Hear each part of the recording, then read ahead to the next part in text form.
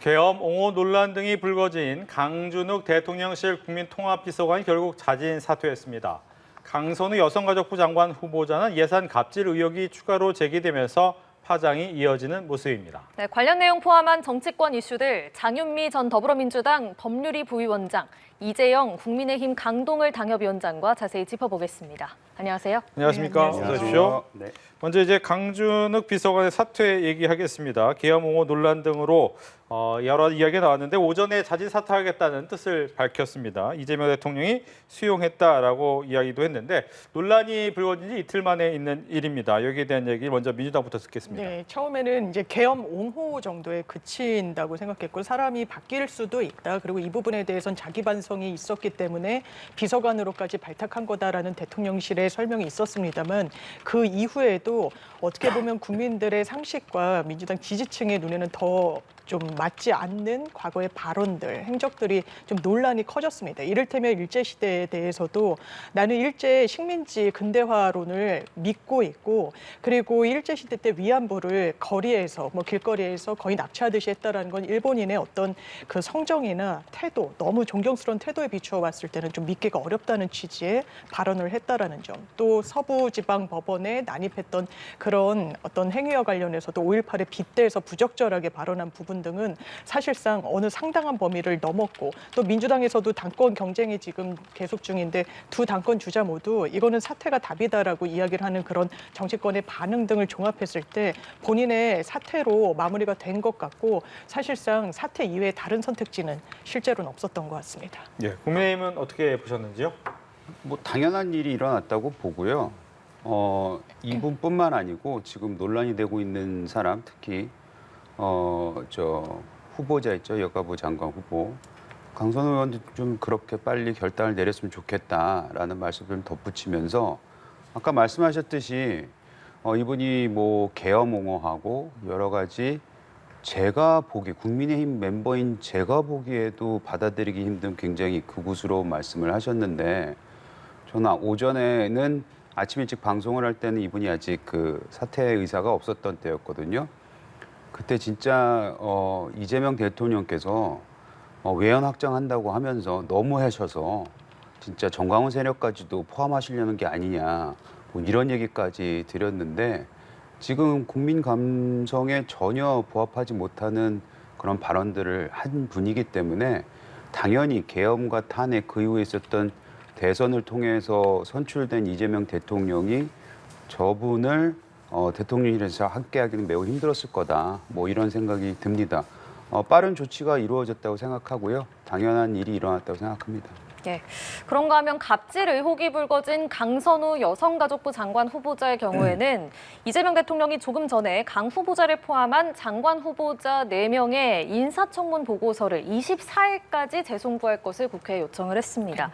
강 후보자 임명 수순으로 간다 이렇게 봐야겠습니까? 그런데 아직 마침표라기보다는 조금 쉼표 느낌이 있고 사실 우상호 정무수석도 어느 정도 대통령의 의중이 좀 굳어진 것처럼 설명을 좀 하신 부분이 있지만 예. 지금 계속 추가 의혹이 제기되는 측면과 관련한 여론의 동향도 아마 대통령실로서는 보지 않을 도리가 없어 보입니다. 24일까지로 시간을 어느 정도 벌어둔 상황 속에서 혹시 추가 의혹이나 이런 뭐 문제 제기가 이어지는지 그리고 추가로 있었던 이미 제기됐던 부분에 대해서 그렇다면 어떤 해명이 추가로 나올 것인지와 관련한 종합적인 선택과 어떤 판단이 있지 않을까라고 생각되는 부분이 있고요. 이 부분에 대해서는 뭐 몇 가지 의혹에 대해서는 후보 자신이 뭐 사과도 드리고 사죄도 드리고 낮은 자세로 본인의 입장을 말씀드릴 기회가 있었습니다만 그렇지 않았던 추가 의혹 제기에 대해서는 본인이 육성으로 설명드릴 이건 국민들께 그렇게 말씀드릴 책무가 있다라고 보여지는 점 그리고 필요하다면 이미 인사청문회 과정에서 사과드렸습니다만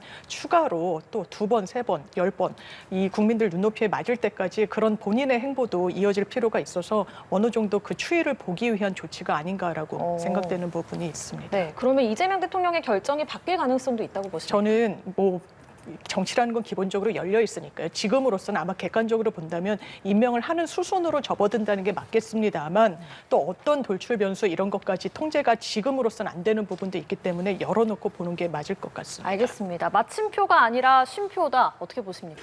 저도 이거를 강행하려고 했으면은 충분히 했을 텐데 내일 모레까지 시간을 번 거나 마찬가지잖아요. 그렇다면은 오늘 또 내일까지 추가 무슨 그 의견을 좀 수렴하는 것이 아닌가라는 생각이 들고요. 글쎄요, 뭐 강선우 후보 같은 경우에는 이 후보에 대한 그 국민이 가지고 있는 분노 레벨을 용산에 있는 대통령실과 민주당 지도부하고 국회의원들만 모르는 것 같아요. 왜냐하면은 지금 그 아시다시피 이 후보의 인선에 대해서 굉장히 반발하는 쪽이 국민의힘만이 있는 게 아닙니다. 친여 성향의 그 시민단체들, 뭐 예를 들어서 참여연대, 그리고 민주노총 이런 데서도 강하게 반발이 있었고 그런 부분을 과연 지금 대통령 지지율이 좀 높다고 해서 그거를 빌미 삼아 넘어갈 수 있을까? 저는 매우 우려스러운 부분이라고 생각을 하고 한 가지 더 말씀드리자면은 이 강선우 후보 그리고 아까 말씀드렸던 강준욱 지금은 아니지만 전 통합비서관 같은 경우에도 보면은 비록 인수위가 없었다고는 하나 대통령실의 인선과 관련해서 인사검증이 너무나도 제대로 안 되고 있다. 이런 부분을 여실히 드러내고 있거든요.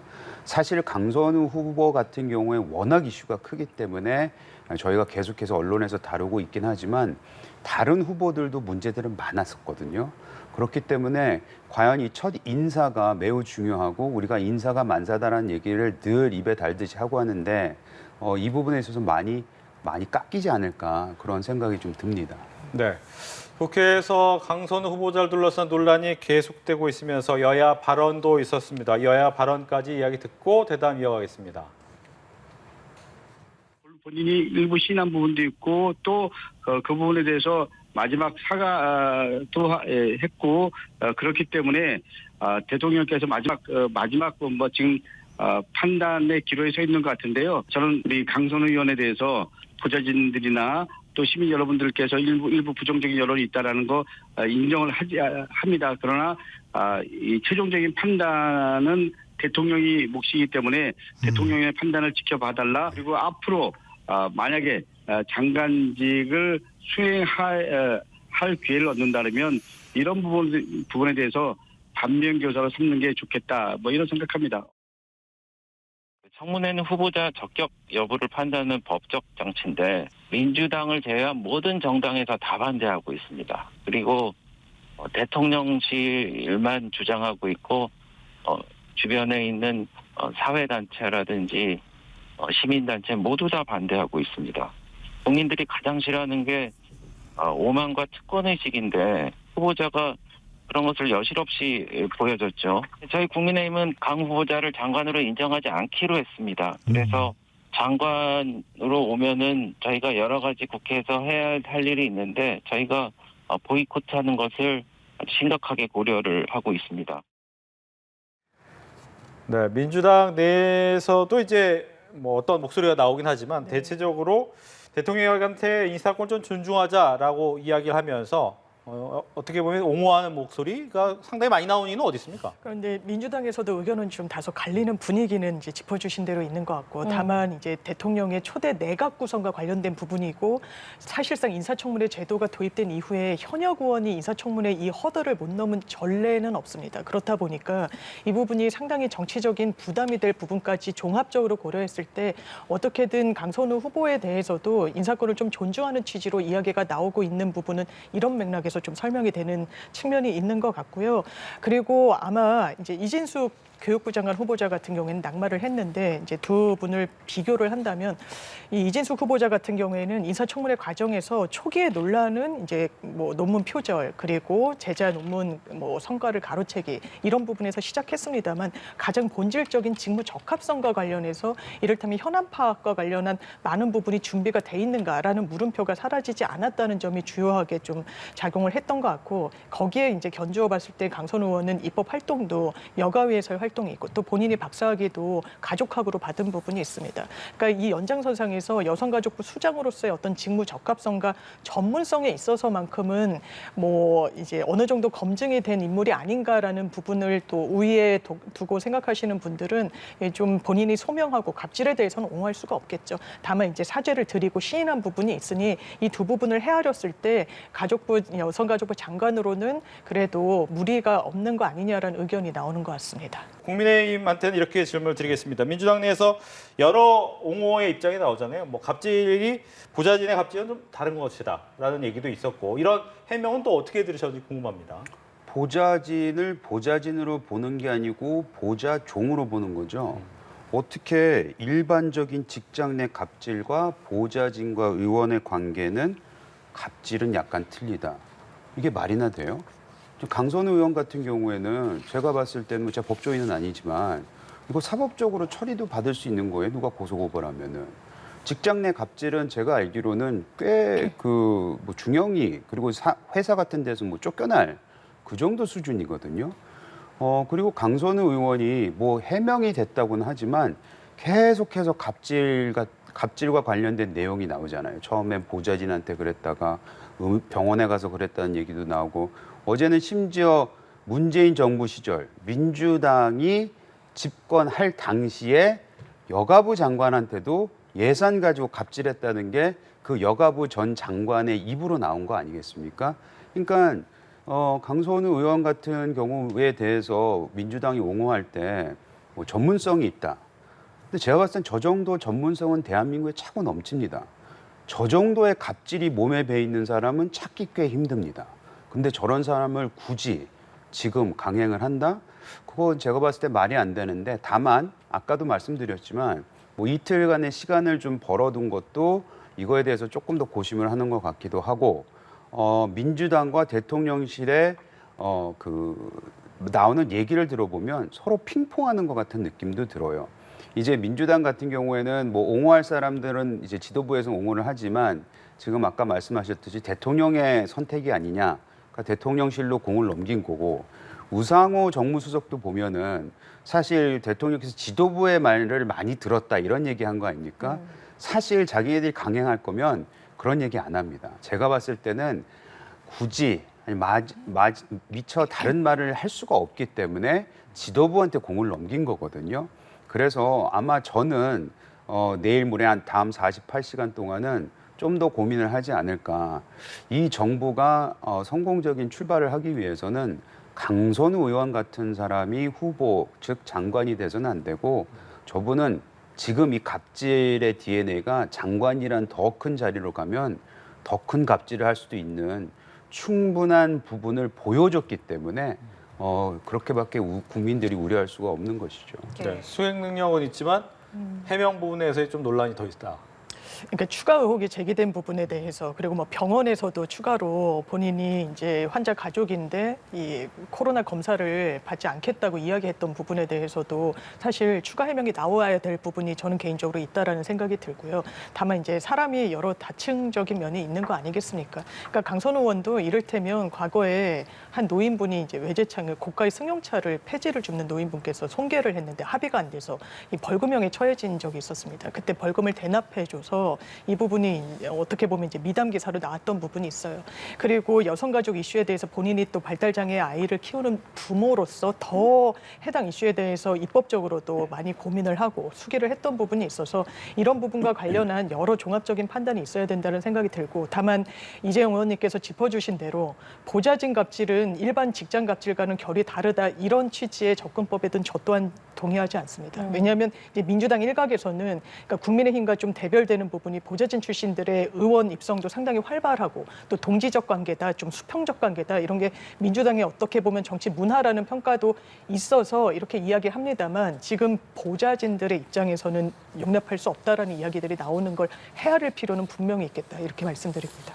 예, 강 후보자를 둘러싼 이런 논란들 그리고 대통령실의 어쨌든 지금까지의 임명 기조들 이런 거는 이 대통령 지지율에는 어떤 영향을 미칠 거라고 보세요? 그러니까 주요 여론조사 지표들을 보면 아직까지 이진숙 후보자를 낙마 조치한 거, 임명 철회 조치를 한 부분, 그리고 이 강선우 후보자에 대해서는 어떻게 이제 아직 매듭이 지어지지 않은 부분이 전적으로 포함된 여론조사는 아직 나오고 있지는 않은 것 같습니다. 당연하지만 대통령실과 민주당도 여당으로서 그 추이의 항배를 대단히 촉각을 곤두세우고 지켜볼 수밖에 없을 것 같고요. 예. 이런 부분까지도 여론조사를 또 자체적으로 돌리는 부분도 있지 않겠습니까? 의견 청취라는 것도 대통령실에서 정무수석이 설명했듯이 의원들 개별적으로 접촉해서 받는 여론이라는 것도 있고 여론조사를 통해서 청취하는 그런 여론의 흐름이라는 것도 있고 이런 부분을 종합적으로 다 판단을 해서 결국에는 대통령의 결단이 남은 시점이라고 보는 것이 맞지 않나라는 생각이 듭니다. 네. 일단 어제 리얼미터 조사에서는 취임 이후에 처음으로 지지율이 꺾이긴 했습니다. 앞으로 어떻게 전망하십니까? 근데 여론조사라는 게 사후적인 거잖아요. 근데 강선우 의원 같은 경우에는 후보 같은 경우에 아직 결정이 나진 않았잖아요. 그렇기 때문에 어제 불거하고 뭐 어제 한 2% 정도 떨어진 것 같던데 그거보다 훨씬 더 큰 후폭풍이 있을 수 있습니다. 만약 이걸 강행을 한다면. 근데 그거는 일이 일어나고 난 이후에만 알 수 있는 거거든요. 근데 과거 사례들을 보면 이렇게 국민 감성을 굉장히 자극하고 비난받을 일을 대통령실에서 강행을 할 때는 국민들의 그 판단과 지적이 굉장히 세집니다. 그래서 글쎄요, 어제는 이것이 다 반영되지도 않았음에도 불구하고 2% 정도 빠졌지만 만약 이걸 강행하게 된다면 다시 말씀드려서 과거 사례로 볼 때는 더 많이 빠질 수도 있다. 좀 그런 말씀 드리겠습니다. 네, 이재명 대통령의 쌍방울 대북 송금 사건 1심 재판이 연기됐습니다. 이럼으로써 기소된 5개 형사 재판 절차가 모두 중단된 상황인데 뭐 선거 때부터 나왔던 얘기긴 네, 합니다만 맞습니다. 여기에 대한 얘기를 듣겠습니다. 그렇습니다. 이제 헌법재판소에서도 과거에 이제 대통령들에 대해서도 헌재가 결정례를 남긴 부분이 있는데 기본적으로 선출된 최고 권력이라는 부분, 이 부분이 그냥 권력자여서가 아니라 국민이 뽑았다는 점에서 정치적 함의가 대단한 겁니다. 사법부에 의해서 어떻게 보면 국정 운영이 제지되고 제동이 걸리는 게 과연 사법정의의 관념에도 부합하는가와 관련해서 헌재가 결정을 내린 부분도 있고요. 대통령의 시간과 움직임은 국격과도 밀접하게 연결이 돼 있고 그렇기 때문에 재판의 출석을 사실상 강제하는 부분이 맞느냐라는 문제의식이 법원 내에서도 있었던 것 같습니다. 또한 해외에서도 유사한 사례가 있습니다. 이제 시라크 대통령, 이 프랑스가 우리나라랑 법제를 비슷하게 가져간다라고 하는데 한번 이 형사 이슈가 있었는데 대통령이 이 당선이 된 이후에는 모든 형사 절차가 다 중단이 됐었습니다. 이제 임기를 다 마친 이후에 다시 재개가 됐던 그런 예를 좀 다른 국가의 예를 차용해서 보더라도 어떻게 보면 법률적으로는 좀 당연한 그러니까 수순으로 가게 된 게 아닌가 생각합니다. 네, 국민의힘 입장은 어떻게 정하고 계신지 궁금하네요. 제가 국민의힘의 전체적인 입장을 말씀드릴 수는 없을 것 같은데 뭐 일단 사법부가 이렇게 결정을 했으니 모든 재판에 대해서 최소한 5년 동안은 면죄부를 받은 게 맞죠. 근데 이거를 뭐 다른 시각에서 본다면은 저는 국민이 이재명 대통령한테 청구할 수 있는 카드가 이제 남아있다. 결국에는 다음 5년간 이재명 대통령이 국민을 위해서 또는 나라를 위해서 일하지 않고 이런 후보 임명 같은 데에서도 국민이 반하는 임명을 한다거나 또 다른 일들이 일어났을 때 반드시 끝에 가서는 이 청구서가 날라올 것이다. 그래서 5년 동안 재판이 연기된 거에 대해서는 아쉬움을 가지고 있습니다만은 사법부의 의견은 뭐 존중을 해야 될 것 같고 존중해야 되고 다만 이재명 대통령의 다음 국정 수행 5년 동안을 아마 국민이 면밀히 들여다보시지 않을까라는 생각이 듭니다. 네, 자 주제를 돌려서 민주당 전당대회 얘기해 보겠습니다. 정청래, 박찬대 후보 모두 선거운동 대신 수해 복구에 집중을 하면서도 SNS를 통해서 선명성 경쟁을 하고 있는 모습입니다. 일단 지금까지 초반 승기는 정청래 후보가 잡은 상황인데 네. 앞으로 남은 경선을 이제 통합해서 8월 2일에 한 번에 치르기로 맞습니다. 했잖아요. 이런 원샷 경선은 누구한테 유리할 거라고 보십니까? 그러니까 이제 대체적으로는 후발주자한테 시간이 어느 정도 더 이제 부여가 되는 셈이어서 박찬대 후보에게 조금 더 유리한 거 아니냐라는 전망도 나옵니다만 초반에 이제 25%포인트 정도의 두 후보의 격차가 있단 말이에요. 그런데 남은 이 순회 경선이 예정대로 됐으면 호남과 수도권, 경기, 서울이 남아있는 부분인데 민주당 이 당원의 분포상 남아있는 이 부분들, 호남과 서울, 경기 지역이 거의 70%를 넘습니다. 그 비중으로 차지했을 땐 그렇기 때문에 사실상 수도권 당심을 누가 차지하느냐, 호남의 당원들의 지지를 누가 이끌어내느냐가 사실상 가장 큰 변수인 거지 8월 2일에 원샷 경선을 한다 해서 두 후보의 유불리가 크게 달라질 것 같진 않고 다만 두 후보 모두 뭐 박찬대 후보는 인천에 그리고 정청래 후보는 서울에 지역구를 갖고 있고 다 선수가 높은 의원들이기 때문에 각각 어떻게 보면은 다지기에 들어간 부분이 있지만 지금 당원들에게 소구할 수 있는 부분은 그러니까 지역적인 차이에 대한 차별점이 없다면 선명성 경쟁으로 또 가는 부분이 있는 것 같습니다. 지금 전국이 수해복구 상황이라 전국을 누비면서 어떤 선거운동을 하기에는 제한이 상당히 있는 상황이고 그렇다면 박찬대 후보 같은 경우에는 내란 특별법으로 어떻게 보면 계엄을 사실상 방조하고 자행한 정당에 대해서는 국고 지원금까지 끊어야 되는 거 아니냐라는 문제의식 그리고 정청래 후보는 워낙에 개혁과 선명성에 있어서는 또 우위를 다진다는 그런 평가가 많기 때문에 이 부분에 대한 당원들의 평가가 있을 것 같습니다. 네, 상대당 입장에서는 민주당 전당대회 그럼 어떻게 지켜보고 계십니까? 이 정도 격차면은 정청래 후보가 이기는 게 맞겠죠. 그리고 남은 기간 동안 어떤 특정한 정청래 후보에 대해서 매우 우려되는 이슈가 터지지 않는 이상은 아마 이렇게 어느 정도 진행이 되지 않을까라는 생각이 드네요. 물론 민주당 아까 말씀하셨듯이 이제 호남과 수도권이 워낙에 많은 이제 유권자가 있기 때문에 그것이 어떻게 나타날지에 대해서는 두고 봐야겠지만 그거는 뭐 누구나 할 수 있는 말씀인 것 같고 솔직히 말해서 이 정도 격차가 나면은 저희가 밖에서 봤을 때는 정청래 후보가 생각보다 굉장히 잘 나왔다, 매우 앞서 나간다, 격차가 매우 크다 이렇게 보여집니다. 네. 국민의힘 이야기도 하겠습니다. 국민의힘도 이제 전당대회 8월 22일로 예정이 돼 있습니다. 여러 후보가 지금 나온 상태인데 지금 아무래도 이제 한동훈 전 대표가 과연 나올 것이냐라는 부분에 대한 관심이 좀 있는데 당내에서 한동훈 전 대표의 출사표 가능성 어떻게 예상을 하시는지? 명분이 생겼기 때문에 나올 가능성을 좀 높게 점치시는 분들이 늘어난 것 같아요. 네. 그래서 본인은 뭐 나오고 싶다, 안 나오고 싶다. 저희가 뭐 여러 군데서 얘기를 듣다 보니까 정확한 의지는 모르겠으나 어쨌든 간에 환경 자체는 한동훈 후보가 나와야 되지 않겠냐, 한동훈 전 대표가 나와야 되지 않겠냐 이런 의견이 좀 늘어나고 있는 것 같아요. 특히 지금 나와 있는 후보들 중에 대표적인 후보들 몇몇은 계엄 옹호와 그리고 탄핵에 반대하고 뭐 전환길 같은 분을 우리가 받아들여야 된다 이런 얘기를 하고 있거든요. 뭐 저는 개인적으로 그것에 굉장히 반대하는 사람이기 때문에 그런 후보만들이 나왔을 때 과연 당의 미래가 있을까에 대해서 우려하시는 분들도 있고 그거에 맞서서 그나마 어느 정도 대적할 수 있을 만한 인지도와 인기가 있는 사람은 한동훈 후보가 아니겠냐라는 말씀들을 많이 하세요. 근데 어찌됐든 간에 이 선거라는 게 나오지 말라 그래도 나오는 사람이 있고 나오라 그래도 안 나오는 게 이 선거 아니겠습니까? 근데 본인은 어떤 결정을 내릴지 이제 한 달밖에 남지 않았기 때문에 아마 조만간 결정하지 않을까라는 생각이 듭니다. 네. 국민의힘 뭐 김문수 전 대표도 나오고 조경태 의원도 나오고 뭐 한동훈 후보는 나올까요? 전 대표라고 해야죠. 한동훈 전 대표는 나올까요? 어떻게 예상하십니까? 그러니까 이른바 한동훈계의 이야기들을 들어봐도 과거에는 나오지 말라가 한 8 그리고 나와야 된다 이 정도인데 뭐 5대 5에서 조금 더 기류가 바뀌고 있다는 건 지금 이른바 윤 어겐 세력이 전당대회에서 우리가 당권을 쥐겠다라고 이야기하고 있는 상황 속에서 어떻게 보면 상대적으로 명분을 한동훈 전 대표가 쌓아가는 그런 정치적인 토양은 좀 축적이 되고 있다 이렇게 평가할 수 있어 보이고 지금 안철수 또 의원도 본인이 출마를 하겠다고 이야기하지 않았겠습니까? 그러니까 전략적 제휴 관련해 가지고 두 사람이 회동을 갖기도 했고 그런데 기본적으로는 한동훈 전 대표도 대권에 대한 어떤 의지가 있는 정치인 아니겠습니까? 그렇다면 안철수 후보의 당권을 뒤에서 그냥 도와주고 지원을 해주는 역할로 본인의 자리매김을 그냥 그칠 것이냐. 그 그림은 본인이 원하지 않을 것입니다.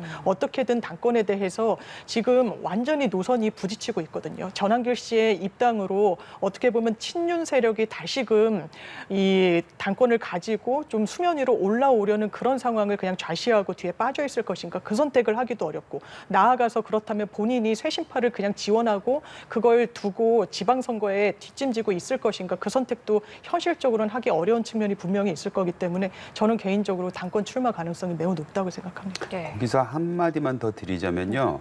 정치인이 어떤 이벤트를 앞두고 본인이 참여를 안 할 거면 보통 가만히 있거든요. 근데 한동훈 전 대표 같은 경우에는 대표적으로 유승민 전 대표를 만났잖아요. 선거 한 달 놔두고 유승민 전 대표를 만났다는 거는 누가 봐도 준비하고 몸 푸는 거 아니냐 이렇게 해석할 수밖에 없는 상황인 것 같아요. 알겠습니다. 네, 한동훈 전 대표가 전한길 씨 입당 문제 같은 현안에도 적극적으로 의견을 내고 있는 상황인데 이 전한길 씨 입당과 관련해서는 지금 당권 주자들의 입장이 좀 엇갈리고 있잖아요. 국민의힘 서울시당 윤리위가 이번 주 안에 회의를 열고 징계에 대해서 논의를 할 걸로 알려졌습니다. 실제로 징계까지 이루어질 거라고 보시는지요? 이루어져야죠. 지금 입당한 지 한 두어 달 정도 된 걸로 알고 있는데 그 안에 이미 벌써 뭐 사람의 시각에 따라서 틀리긴 하겠으나 해당 행위를 했다고 보여지는 부분들이 있습니다.